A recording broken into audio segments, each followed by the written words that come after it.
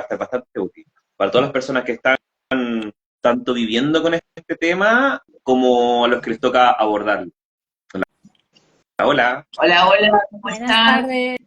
Hola, Bueno, buenos buenas días. tardes para mí, buenos días para vosotros. Bueno, la veo a Kenia nada más. No los veo a Paulo ni a Yo Mar. Yo os veo veo, a Kena, a Mar, pero no te veo a ti. yo os veo a Ah, los cuatro, sí. os Yo veo a los también, tres. los cuatro. Ah, ¿a los Sí, cuatro? Sí, Uy, sí, qué bueno. yo también. Sí. O sea, yo veo la Debe ser pantalla algo de la de Karina, configuración. pero no veo a Karina. ¿Se ve Karina? Yo sí Bueno, perfecto. la veo. bueno, Estamos los cuatro. lo importante es que nos estén viendo todas las personas que nos van a ver hoy. Yo voy a comenzar, como dicen acá en Chile, en estricto rigor, por el tema del horario. Y tenemos un compromiso muy importante. Hoy yo quiero dar las gracias. Me encuentro en Concepción, en Cercotec de Bio Bio, así que en realidad muy feliz de que Marcela me haya prestado estas instalaciones para poder hacer este vivo. Ha sido una semana muy agitada, de mucho trabajo, de mujeres con historia para contar, y hoy recién llegada a Bio Bio tengo la posibilidad de poder hacer este vivo desde Cercote. Así que, uy, disculpen, Marcela, muchas gracias por este espacio. Bueno, Mujeres con Historia para Contar, vamos a empezar de por qué es Mujeres con Historia para Contar, y les voy a contar que Mujeres con Historia para Contar es una asociación civil sin fines de lucro hoy, que tiene como objetivo empoderar a las mujeres. Ustedes me dirán, empoderar a las mujeres, ¿cómo? ¿No? Porque empoderar es una palabra muy utilizada. ¿Cómo empoderamos a las mujeres? Desde nuestro espacio brindamos un espacio de reflexión, de aprendizaje, contando las historias. Lo que nosotros aportamos son historias de mujeres que nutren a otras mujeres, que incentivan a otras mujeres, que acompañan a otras mujeres a poder a compartir su experiencia. Por eso cuando decidimos Mujeres con Historias para Contar, que tiene como objetivo empoderar el rol de la mujer, es esto: ¿desde qué lugar empoderamos? Del siempre escucha, desde la posibilidad de que nos escuchen y que mujeres puedan sumarse a contar las historias. Mujeres con Historia para Contar nace en pandemia en el 2020, pero en el 2021 ya comenzamos a vislumbrar que había un espacio para todas esas mujeres adolescentes, futuras mujeres adultas. Entonces, ¿qué pensábamos en este espacio, no? Qué importante es poder hablar a esas futuras líderes, mujeres líderes de mañana. Y ahí entra, en este caso, en primer lugar, mi amiga querida Kena, con empezar a vislumbrar este espacio. Se suma Mar, otra amiga querida también, y juntas, más Marta, más Isabel, forman Mujeres con Historia para Contar en la Adolescencia. Entonces, las voy a dejar a ellas que presenten el espacio como corresponde, pero le voy a dar la bienvenida, aunque no lo veo, a Paulo. Paulo Inostroza es psicólogo, es un gran compañero, hemos trabajado en muchos proyectos juntos, es una persona que sabe, en este caso, de un tema muy sensible como mujeres, y como es chileno y este programa en realidad está emitido desde este país donde estoy ahora, nos parece muy importante su aporte. Paulo ya lo van a conocer y se va a presentar, es una persona que conoce del tema que vamos a hablar.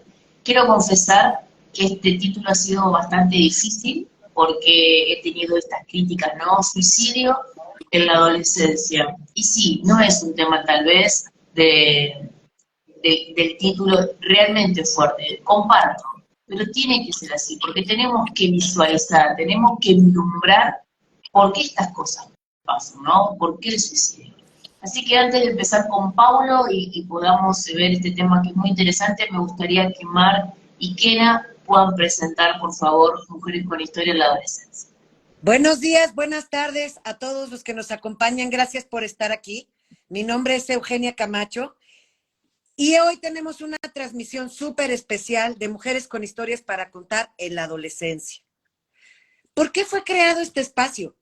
Este espacio fue creado pensando en las madres, en los padres y en los educadores de adolescentes que necesitan orientación sobre temas específicos y a nosotros siempre nos acompañan expertos y profesionales acerca de esta materia. Mi querida Mar, Ahí voy, ahí voy. ¿quieres complementar? Voy allí desde España como embajadora de esta asociación aquí, representando y en humildad y agradecida. Y Paulo, también agradecerte tu tiempo hoy para este tema que, como ha dicho Karina, nos levanta ampollas. Y ese es uno de los motivos por lo que nace este espacio dentro de Mujeres con Historias para Contar en la Adolescencia, ¿no?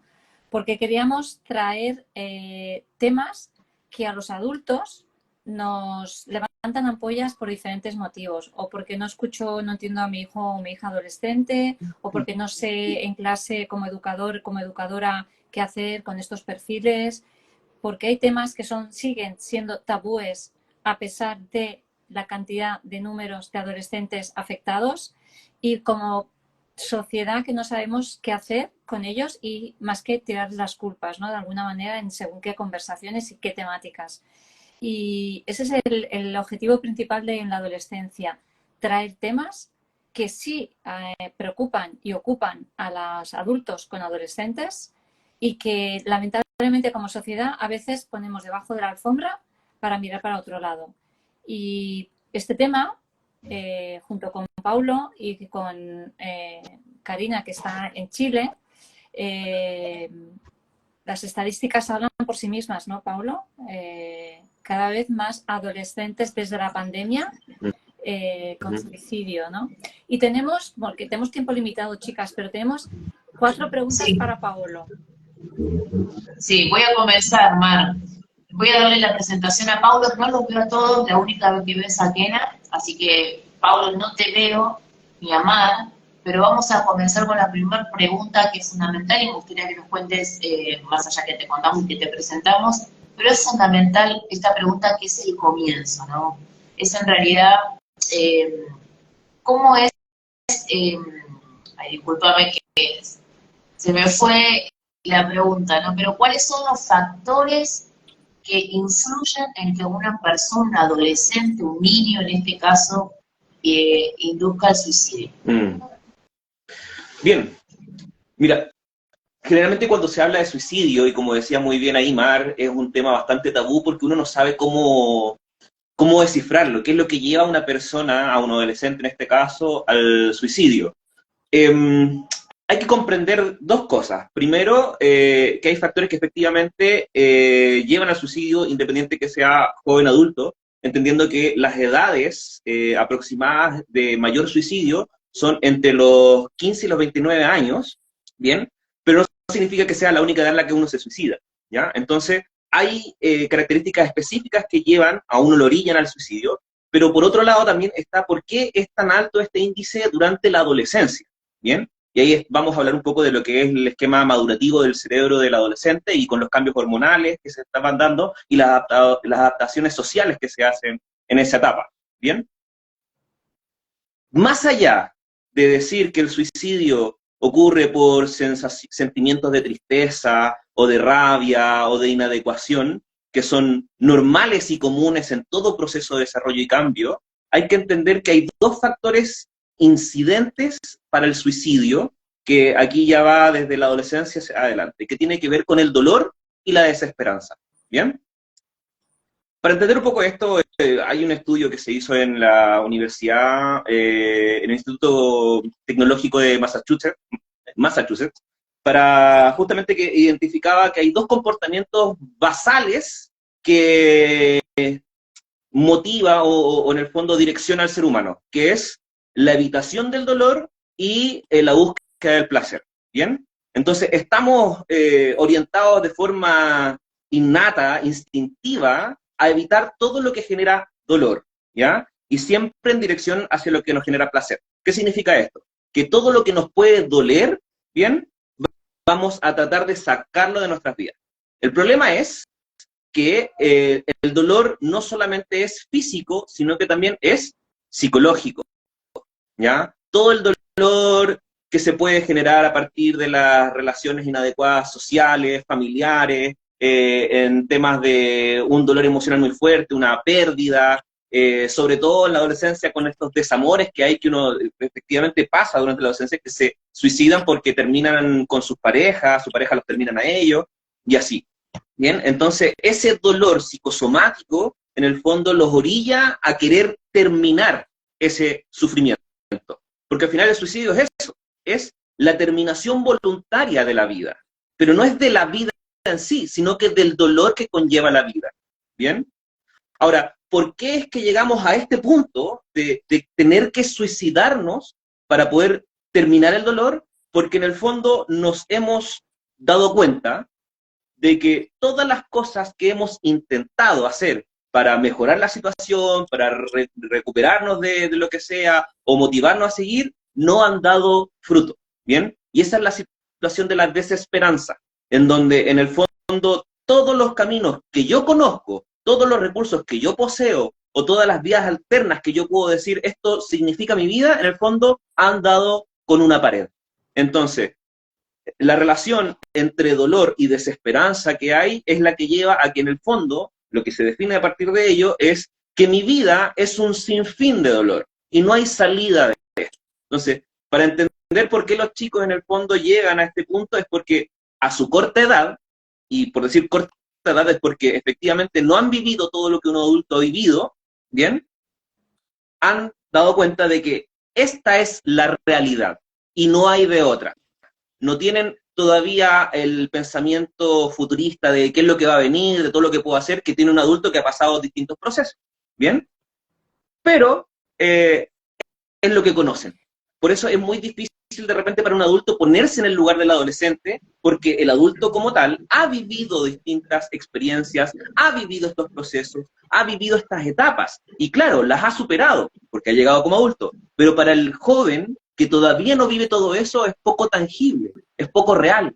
Más aún cuando el adulto se impone en esa verdad absoluta sobre el adolescente. Y ahí está, es que tú no me entiendes. Por supuesto que no hay una comprensión. Es como que si cuando somos adultos se nos olvidara lo que fue ser adolescente, con esa revolución hormonal, con esos cambios, con esa disposición social en la que nos vemos imbuidos y no tenemos cómo encajar esa disasociación que hacemos de quién soy yo, donde hay muchas situaciones en donde en el fondo hacen que el adolescente se le vea muy complejo poder encontrar una alternativa, ¿ya? Esta es la parte como genérica, ¿sí?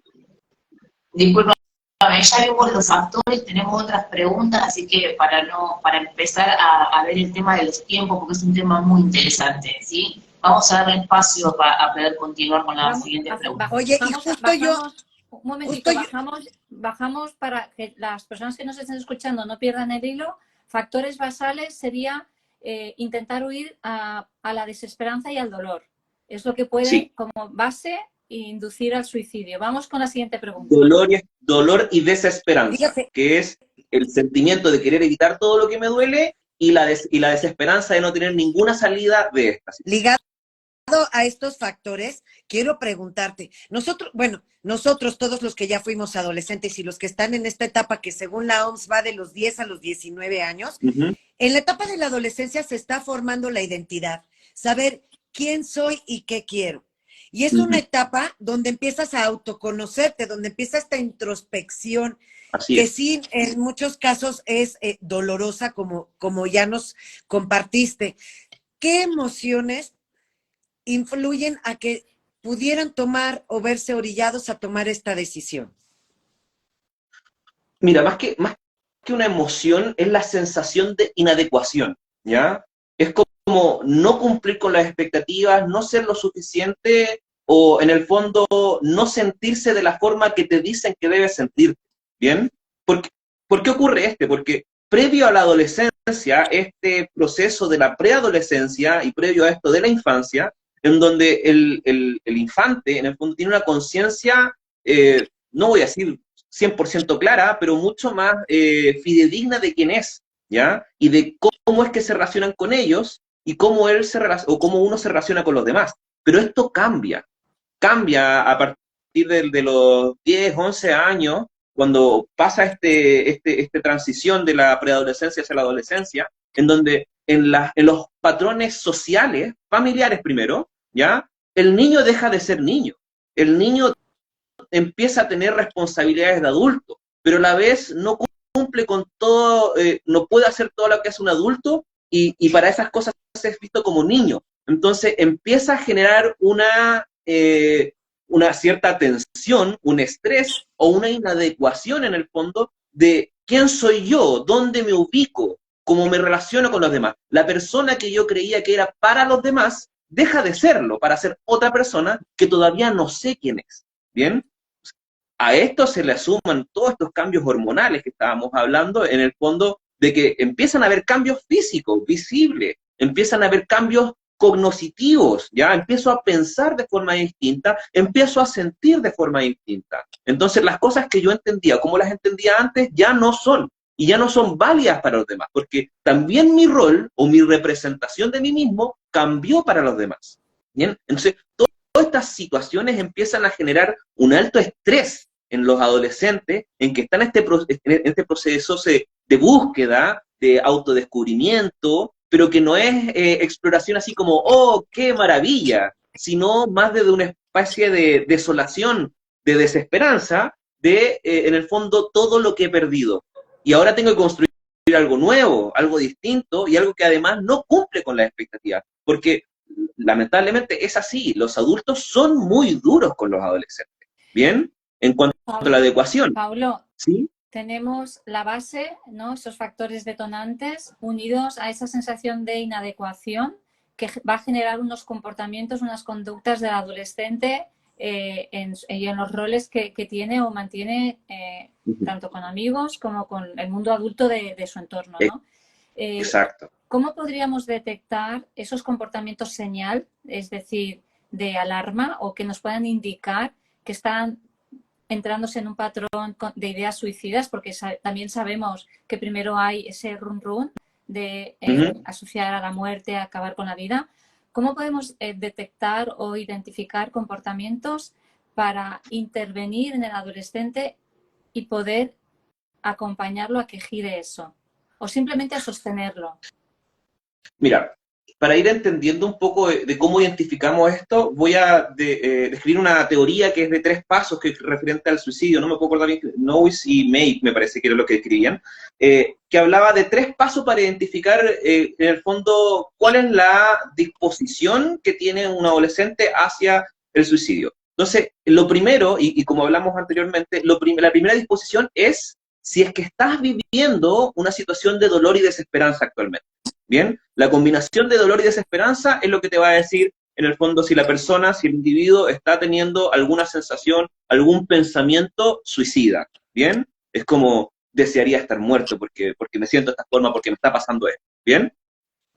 Después, el segundo paso es la relación que existe entre esta desesperanza, o sea, este dolor y tus conexiones cercanas. Bien, por ejemplo, ¿es tu dolor más grande que tu conexión con tus seres con tus seres cercanos o con la vida? ¿Bien? Entonces, si tu dolor y desesperanza es mayor a la relación que tienes o sostienes o que sientes, percibes, con tus padres, con tus amigos, con el sentido que tiene tu vida, con el propósito que tiene tu vida, entonces tu ideación suicida empieza a tener más fuerza. ¿Bien? Ahí yo empiezo a sentir, es como, ¿cómo lo haría yo para? ¿Qué podría hacer? Y después finalmente viene el tercer paso, que es la disposición que se tiene, la capacidad que se tiene para suicidarse. Y en esta capacidad, en el fondo, es qué tan viable es el suicidio para el individuo. Y en esto se descomponen 3 factores específicos. Primero es el nivel disposicional. En el fondo, que es más genético, podría decirse, o en el fondo, como ejemplo, ¿cuál es mi sensación, mi sensibilidad frente al dolor? Si es que tengo algún componente cerebral con respecto a la segregación o recaptación de ciertos neurotransmisores, ¿ya? Es algo más, que en el fondo una persona más depresiva es más tendiente a tener pensamientos suicidas o llevar al acto, ¿bien? Entonces, es el disposicional. Después viene lo aprendido, ¿bien? Que es cuando, en el fondo, te ha tocado vivir situaciones específicas donde, en el fondo, ha vivido situaciones traumáticas, conflictivas, tensionantes, deprimentes, etc. Y finalmente viene la parte práctica, que en el fondo es qué tan concreto es la posibilidad que si tienes armas, por ejemplo, en la casa, si tienes, qué tanto acceso tienes a conocimiento, información sobre suicidio.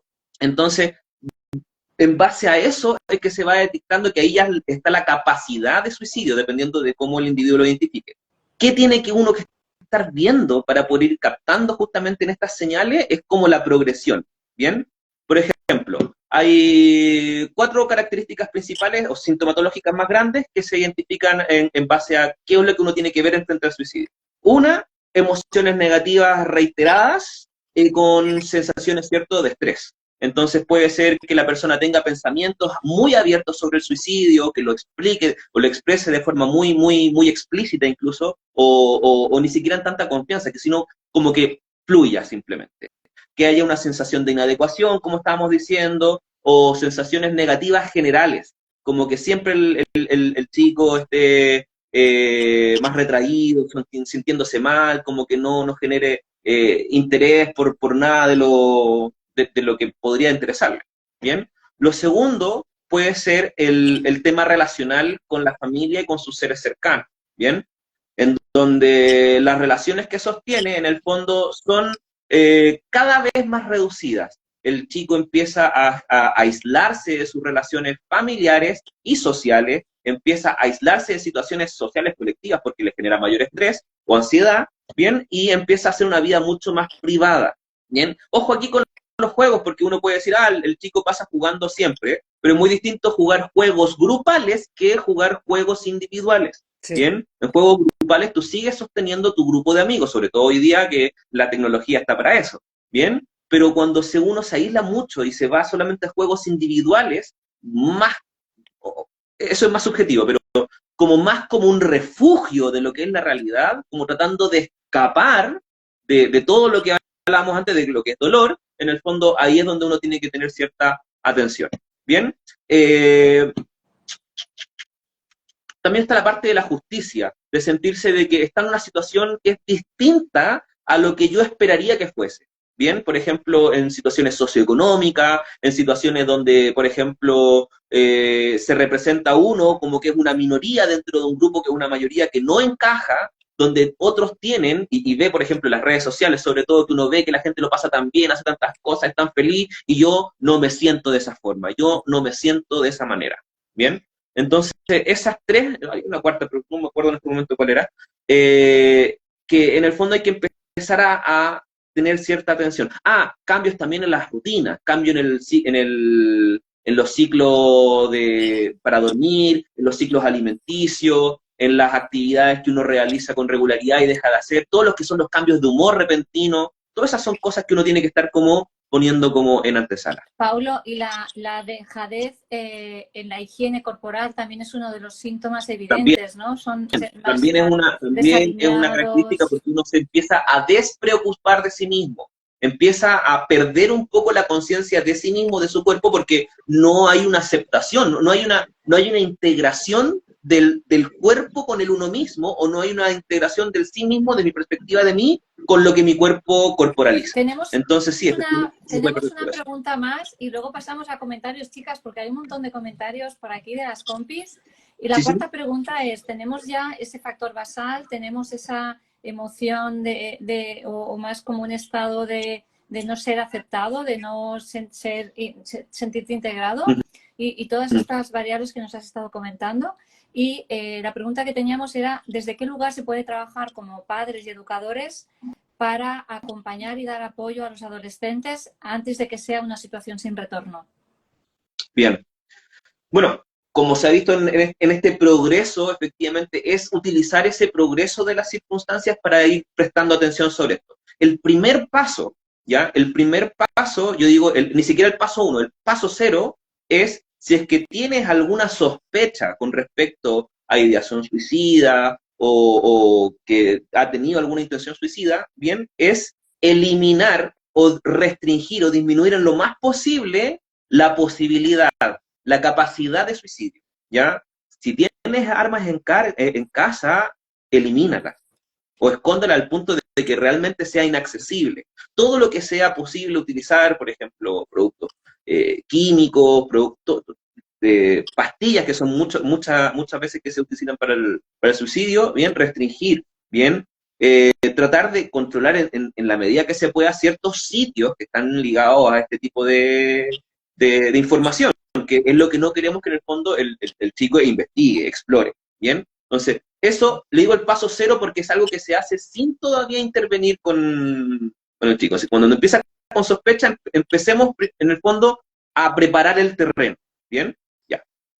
Aquí, que es el primer paso para mí, entender la siguiente consigna. Cuando, y vuelvo a reiterar, cuando uno como adulto le cuesta entender que el chico se trate de suicidar, ¿bien? Y uno como adulto en sus mejores intenciones trata de que el chico busque alternativas, pero piensa las cosas que se pueden, no es el momento, ¿ya? El primer paso no es tratar de que en el fondo el niño quiera vivir, porque no está en ese momento todavía. Para que se entienda, cuando una persona está enfrentada al dolor extremo y a una situación de desesperanza continua, ¿ya? Tu nivel de procesamiento disminuye, ¿ya? Se bloquea a un nivel muy, muy, muy precario, que es casi que de supervivencia. En el fondo estoy procesando las cosas más sencillas y más simples, porque todo lo demás me genera ansiedad, estrés, angustia, depresión, desolación. ¿Bien? Entonces, el primer paso, que es lo que uno se tiene que enfrentar, es, más que darle razones para vivir, es buscar un contexto donde él no quiera morir. ¿Bien? Donde el adolescente no quiera morir. Y para eso es, en el fondo, armar un espacio donde se sienta seguro, donde se sienta aliviado, donde se sienta sostenido. Sin decirle, tú tienes que sostenerte, tú tienes que hacer los cambios, tienes que pensar así, tienes que hacer así. No, generar el espacio, porque seguramente ya el espacio se le es amenazante. ¿Bien? Primer paso es ese. El segundo paso es empezar a reconectar, bueno, a generar las conexiones con la vida, ¿bien? No se le va a pedir en este momento de que ya la persona, el adolescente se siente seguro, sino que no se le va a pedir, por ejemplo, ya, ahora, ¿qué quieres hacer en el futuro? Vamos a volver atrás, donde le va a generar ansiedad. Vamos a tratar de guiar en este espacio, ya, de relacionarnos con ellos, de vincularnos con ellos en situaciones que les genere mayor placer o conexión o disfrute, ¿bien? Algo que le empiece a generar bienestar. Por ejemplo, ¿qué cosas nos generan bienestar sin que podamos disfrutarla realmente? Hacer ejercicio. Hay personas que no les gusta hacer ejercicio, ¿bien? Pero van todos los días y hacen ejercicio. ¿Por qué? Porque les hace bien. ¿Por qué les hace bien? Porque sí, suben sus niveles de dopamina, serotonina, aumenta sus niveles de estamina para vivir el día a día, ¿bien? Aumentan sus ciclos vitales, ¿bien? Y puede que haya personas que no les guste hacer ejercicio, pero les sirve. Entonces, eso es lo que hay que tener en consideración. Generar espacios, generar actividades, hábitos que generen bienestar para que eso le pueda generar cierto nivel de conexión sin imponer ansiedad, estrés y todo lo que tiene que ver con todo lo angustioso para los seres. Y finalmente, el tercer paso es empezar a generar o desarrollar sentido para el individuo. ¿Bien? Se podría decir que en temas de resiliencia, se podría decir en temas de motivación, lo más importante es tener un sentido, un propósito, por qué hago las cosas. ¿Bien? Hasta este punto, el adolescente no tiene propósito, no tiene sentido de vida, no tiene algo que en el fondo lo mueva del lugar en el que está. Entonces, en esta etapa es importante ayudarle a encontrarle ese sentido. Ahora, ¿cuál es la mayor dificultad de todo esto? Que como padre, si yo quiero hacer esto, primero tengo que yo hacerme consciente de esto. ¿Bien? ¿Por qué es difícil? Porque como adulto entonces yo tengo que tener primero un espacio o saber habitar un espacio seguro. Yo tengo que saber primero cómo promover hábitos de bienestar y salud. Yo tengo que saber primero, en el fondo, que tener sentido y tener propósitos en la vida es importante. Uno le puede decir a los niños qué es lo que tiene que hacer o qué es lo que puede hacer, pero vale mucho más una conducta habitual que 100 veces repetirle la misma indicación. Yo decirle a mi hijo, no fumes porque fumar es malo, es mucho menos relevante que yo no fumar y tener mi descontento o mis apreciaciones frente al cigarro porque hace mal. ¿Bien? Entonces, quiere ayudar a su hijo, a los adolescentes, primero debe ayudarse uno. Pablo, ahí justamente viene esta reflexión que es muy cortita y la quiero traer. Sabes que estuve en Puerto Montt, hoy estoy en Concepción, es el sur de Chile, ahora estoy en el medio de Chile, digamos de esa manera. Pero el tema del suicidio, hay un tema que lo hemos hablado tanto en el norte, bueno, en diferentes partes, que es, yo quiero concentrarme en Chile, ¿no? ¿Qué pasa con esto de, tenemos, por ejemplo, posibilidad de que los chicos se suiciden tirándose de un edificio, de un puente, se ponen vallas para que eso no suceda, pero falta esto, lo que he sentido y lo que he recolectado este tema, cuando hizo mucho ruido en realidad para traerlo, era que falta concientizar y falta otro tipo de políticas públicas. ¿Cómo es acá en Chile la salud mental? Es únicamente lo que quiero decir. Acá en Chile la salud mental todavía no es prioridad. Lamentablemente todavía no es prioridad. Se ha dado conciencia, yo creo, y globalmente, y en Chile también, de la importancia y la relevancia que tiene la salud mental. Todo gracias, voy a decir, pero a partir de lo que ha ocurrido con el encierro a partir del COVID. En el fondo, todos encerrados nos dimos cuenta de la cantidad de problemas que teníamos porque no teníamos salidas. No podíamos salir, no podíamos tener actividades recreativas, no podíamos, en el fondo, escapar de nuestros problemas que habitaban ahí con nosotros, ¿bien? Entonces, ahí se hizo consciente de que efectivamente sí, la salud mental no está bien, ¿bien? Ahora, ¿cuánto hemos hecho en temas de políticas públicas al respecto? No lo suficiente todavía. Falta mucho todavía por desarrollar, por explorar, y sí, efectivamente, esto está a la base. Tú decías algo que me llamó la atención, que decías, hemos incorporado más vallas para que los chicos no se suiciden, y ese es abordar el problema de la forma equivocada. Entiendo bien que en el fondo corrige el resultado final, que el chico en el fondo caiga en la malla, no se pueda suicidar, pero no corrige el problema de fondo.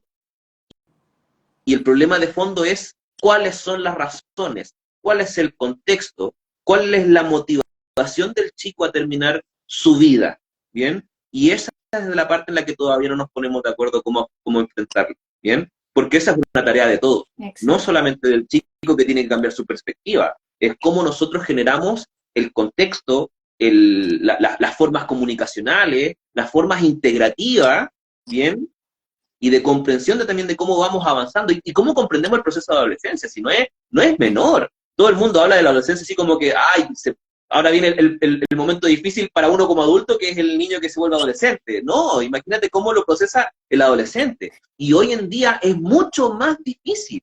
Hay algo que no le alcancé a comentar antes, que como una de las atenuantes, uno de los factores que agravan todo este tema del suicidio, que tiene que ver con esta cultura de la inmediatez que tenemos hoy en día. ¿Se acuerdan ustedes antiguamente cuando veían una película en la tele y decían en la tele, va a venir la película tal día a tal hora, y uno, voy a ver esa película tal día a tal hora, y uno esperaba que llegara ese día a esa hora para ver la película partía y empezaban los créditos de la película, empezaba a introducir la película, y uno esperaba y como que ya viene la película, en general como cierta emoción, bien, de que viene, pero ¿cómo es la situación hoy día? ¿Cuántas alternativas de películas tenemos para ver y queremos en el momento? Y si se empieza a demorar mucho el comienzo, lo adelantamos, no empezamos a estresar porque no sabemos qué, porque tenemos tantas opciones y las tenemos todas ya que no sabemos qué elegir, ¿bien? Entonces, en esta cultura que tenemos hoy día, los chicos han también empezado a... ¿Cómo decirlo? Se fue. En el fondo, la adolescencia está llegando más temprano, ¿bien? Por todo el tema informativo, por todo esto de los medios, por todo este avance tecnológico, por todo el acceso y la facilidad que tenemos. Hoy día, ¿a qué edad le pasamos dispositivos tecnológicos a los niños? Desde muy temprana edad, muy inadecuadamente, porque eso lo empezamos a tener una conciencia de que todo está ahora ya, ¿bien? ¿Por qué? Porque quizás uno como adulto está ocupado en muchas cosas, pero en el fondo el teléfono lo mantiene distraído. Entonces, Paulo, empieza a crecer, ¿sí? nos estamos quedando sin tiempo porque Ay, ya sabemos que siento. Instagram lo va y queremos ir como cerrando el tema. Bien, bien. Euge, tenemos por aquí preguntitas Sí. Aquí las tengo listas. Saludos, Guillermina, desde Ecuador, nuestra embajadora desde Ecuador. ¿Juntas? Ujú. Hola a todos, gracias por estar aquí, embajadoras. Mi hija Miranda. Adri dice, aquí vi una pregunta.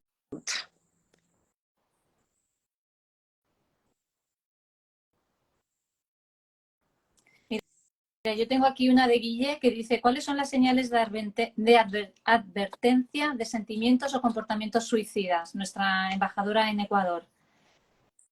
Ya. Bueno, como les había dicho antes, el tema de, en el fondo, emociones negativas muy reiterativas, ¿ya? Y situaciones de estrés. ¿En qué sentido? No es que el adolescente se pueda sentir triste o enojado o frustrado, ¿ya? Eso está bien, es parte de, todo el mundo se estresa, se entristece, se enrabía con algo, ¿bien? El problema es cuando esto es de forma continua, cotidiana, y no hay otra alternativa, es como que esto es lo único que siente, ¿ya? ¿Qué es importante tener en consideración? Que en el fondo cuando el adolescente se siente con rabia, con tristeza, desarrolle herramientas, recursos para poder abordar su sentir, ¿bien? Claro. No dejarlo con que, Paulo, y parte de... también yo como adulto gestionar Sí, lo que a mí me genera la rabia y la frustración de mi adolescente también, ¿no? Es importante. sí, Desde claro ti que es como importante. adulto, ¿no? Claro, Como adulto, yo como adulto, como padre, claro. sí. Ya, y esto es muy importante, Mar, qué bueno que lo dijiste. Como adultos, como padres, tendemos a proyectar nuestras propias ansiedades, nuestras propias expectativas, nuestros propios dolores, incluso en nuestros adolescentes. Frustraciones, Y frustraciones. Ahora, el problema va por dos lados. ¿sí? Va por un lado, en donde efectivamente no sabemos cómo canalizarlo saludablemente, ¿bien? Y terminamos cargando a este adolescente con nuestras propias cargas, ¿ya? Que eso es algo, como decía, ayúdense ustedes antes de ayudarlo a él, ¿bien? Y por otra parte, está el hecho en que, como... Uy, se me fue la idea. Sí, como adultos tenemos, mire, en la etapa de la adolescencia están formando su propia identidad. Si nosotros Sí, no tenemos resueltos como adultos frustraciones y las situaciones que no pudimos sanar, ahora nos estamos espejeando en nuestros adolescentes exacto. que están volviéndose responsables para enfrentar su adultez. Claro. Uh-huh. Y ya me acordé de la otra parte, gracias, Kena. La otra parte es que a veces como adultos, por eso decía por los dos lados, porque por un lado los cargamos con todas nuestras cargas, y por otro lado tratamos de protegerlos a toda costa de todo dolor, ¿bien? Entonces, ninguna de esas dos vías es saludable, porque si los protegemos de todo proceso, de todo dolor, de toda angustia, de todo malestar, creamos un niño, un adolescente, sin los recursos necesarios, suficientes, para poder abordar su propia angustia, su propio dolor y sus propios procesos. Por eso hablaba también de esta revolución tecnológica, de cómo nos ha afectado, de que no sabemos lidiar con los procesos. No tenemos la capacidad para tener paciencia para poder enfrentar procesos que no son cortos ni inmediatos, sino que toman tiempo, toma distancia, toma recursos, toma en el fondo parte, esfuerzo de uno en que esto se vaya dilucidando con el tiempo. Pero como tenemos esta conciencia adolescente en donde todas las cosas tienen que ser inmediatas y si no son inmediatas, no resultan o están mal, nos escapamos. Y ahí empezamos a entrar en este loop. Oye, ¿tenemos algún comentario más? Kena. Mira, dice la profe, es un error no creerles. Hay quienes dicen que solo están llamando la atención y no lo van a hacer. Finalmente lo hacen y luego hay golpes de pecho. Es una constante y aún no aprenden. Es que aquí hay que sostenerlos desde el adulto, que nosotros somos los papás o los educadores de... El canal de comunicación es muy importante tenerlo muy fuerte como papás y darles la atención. El otro día también vimos ponerles atención en sus emprendimientos, en su autoestima. Y la importancia de lo que ha dicho Paulo, quiero rescatar ese espacio en el donde ellos se sienten seguros, se sienten solo escuchados, sin necesidad de darles consejos, que a veces los papás nos olvidamos, ¿verdad, Paulo? Valorados. Muchos consejos y a lo mejor solo quieren ser escuchados sintiéndose seguros allá donde están sintiendo lo que sienten, sin que queramos cambiar lo que sienten, que también creo que es la clave, ¿no? Así es, así es. A veces como nosotros, como adultos, también nos cuesta expresar lo que sentimos porque tampoco lo entendemos a cabalidad. Por eso cuando nos toca enfrentar a adolescentes que nos hace preguntas o expresa lo que siente abiertamente en temas que nosotros mismos estamos conflictuados, ¿cuál va a ser nuestra reacción? Claro. Nos vamos a cerrar completamente, nos vamos a poner herméticos porque no tenemos respuesta para eso. Totalmente. Y fíjate que cuando uno de nuestros adolescentes está expresando una idea o te está diciendo cómo se siente, tú como papá escúchalo, aunque no estés de acuerdo con él. Escúchalo, no lo interrumpas, deja que termine de hablar para que tú también lo conozcas y ayudes a reflexionar con él y le proporciones las herramientas para que él reconozca estas emociones y se autoconozca. Chicas, Paolo, Mira, de sí. verdad, o sea, es que da para otro tema, para profundizar, porque aquí salen muchas más cosas, ya más sociales también, y creo que hay como un denominador común en todos los países, ¿no? Que es esa franja de edad muy juzgada, en la que existe mucha queja por parte de los adultos y que necesitamos, como que es una de las propuestas que tenemos en la adolescencia, reprogramarnos nosotros, nuestra mirada, nuestro paradigma hacia la adolescencia para que podamos ser adultos saludables que puedan acompañar. Y ese es el propósito que tiene en la adolescencia. Esta charla está aquí y en vivo y va a quedar grabada en nuestro perfil de Instagram de Mujeres con Historias para Contar. Pero también, si conoces a alguien que no tenga Instagram, que puede ser, va a quedar también alojado en nuestro canal de YouTube, Mujeres con Historias para Contar. Y te invitamos a que te suscribas al canal, a que veas otras entrevistas que hay de otros profesionales, a la que tuvo Paolo también, que fue de los que arrancó esta sección de la adolescencia, y hables del proyecto, invites a cualquier adulto que tenga adolescentes, incluso adolescentes que a lo mejor les apetezca escuchar sobre esto. Cari, desde Chile. Paulo desde Chile también, especialmente esta temática importante para esas estadísticas en Chile, pero yo creo que Kena resuenan en México, resuenan en España, en Italia, que está aquí nuestra embajadora de Italia, en Venezuela, bueno, en cualquier parte del mundo. Gracias por acompañarnos, Paolo, por tu tiempo. Cari, por ese espacio también, agradecer a quienes te han cedido el espacio para hacer este directo. Y mi compi Kena, mi querida amiga, que estamos ahí. Yo quiero mencionar a Marta Bernal, que es compañera de En la Adolescencia, a la cual le debemos mucho toda esta estructura que hay montada.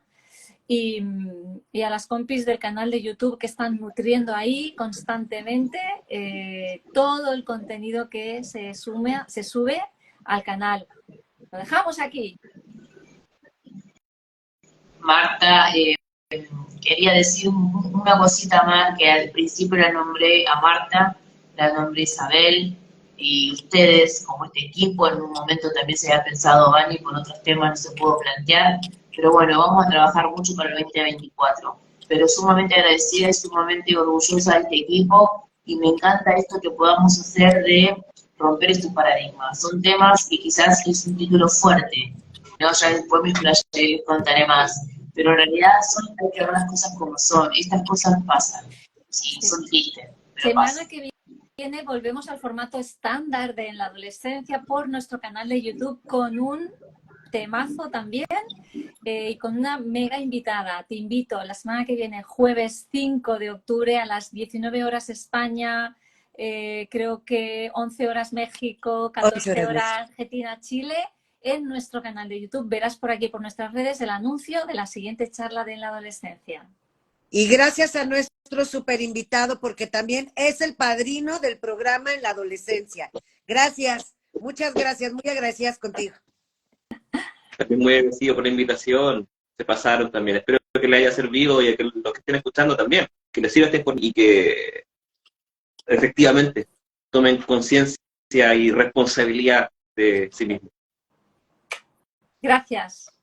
Gracias. Mujeres con historias para contar en la adolescencia. Chao.